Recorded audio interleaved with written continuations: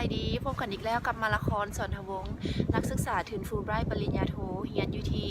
วิทยาลัยลอยล่าชิคาโกรัฐอิลลินอยส์ที่สหรัฐอเมริกาเป็นนักศึกษาปริญญาโทปีที่1เนาะวันนี้จะมาแบ่งปันเคล็ดลับในการเรียนอยู่ในห้องโดยเฉพาะเป็นวิชาที่เราบ่เคยเรียนมาก่อนในระดับปริญญาตรีแต่เราต้องได้ไปนั่งเรียนกับนักศึกษาอเมริกาแล้วเขาจะเฮ็ดแนวใดจึงจะให้เขารอดในห้องนั้นเนาะเคล็ดลับหนึ่งที่น้อยสังเกตแล้วก็ได้เรียนรู้จากหมู่ที่เป็นนักศึกษาปริญญาโทแล้วก็เป็นนักเรียนต่างชาติหรือว่า international student ก็เจ้าแนะนำให้เขาอ่านหนังสือหลายๆและ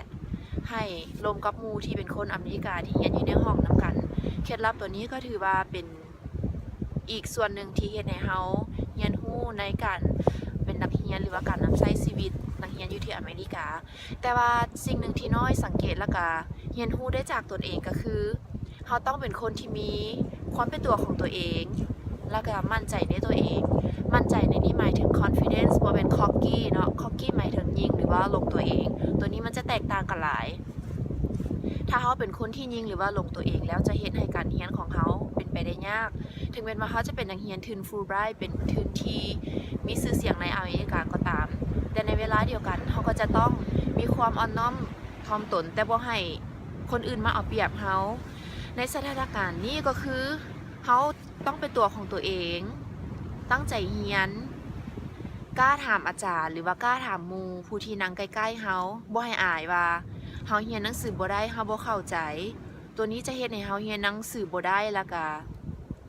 เขาจะรู้สึกกดดันในเวลาที่เขาเรียนไปเมื่อคอร์สผ่านไปมันก็จะยากขึ้นและอาจารย์เองเพิ่นก็บ่ฮู้ว่าเขาเข้าใจหรือบ่เข้าใจเนาะอีกเคล็ดลับหนึ่งก็คือหลังจากเมิดคลาสนั่นหรือว่าเลิกเรียนให้เฮาย่างไปเสนอตัวกับอาจารย์เนาะว่าเฮาเป็นนักเรียนต่างชาติภายใต้ทุนฟูลไบรท์วิชาของเพิ่นเป็นวิชาใหม่สำหรับเฮาบ่มีพื้นฐานมาก่อนและเฮาก็ต้องการความช่วยเหลือจากเพิ่นหรือว่าคำแนะนำจากเพิ่นในจุดนี้จะเฮ็ดให้อาจารย์เข้าใจว่าโอ้นักเรียนผู้นี้มีความตั้งใจแล้วก็เราบ่มีพื้นฐานในวิชาของเพิ่นมาก่อนแล้วเพิ่นก็จะใส่ใจเฮาเป็นพิเศษเนาะและที่สำคัญอาจารย์จะบ่ลืมเฮาในเวลาที่เซ็งหรือว่าให้คะแนนแล้วจะได้คะแนนดีตัวนี้เคยได้คะแนนดีมาแล้วสำหรับภาคเรียนที่1เนาะ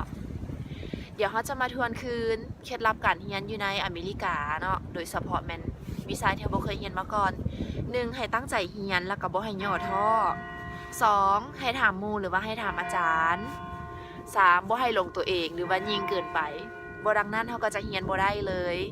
3ปัจจัยนี้เป็นสิ่งหนึ่งที่ให้เขาสามารถเรียนได้หรือว่าก้าวผ่านอุปสรรคต่างๆในเวลาที่เราเรียนอยู่ในอเมริกาเนาะแล้วเขาจะพบกันใหม่ในคลิปหน้า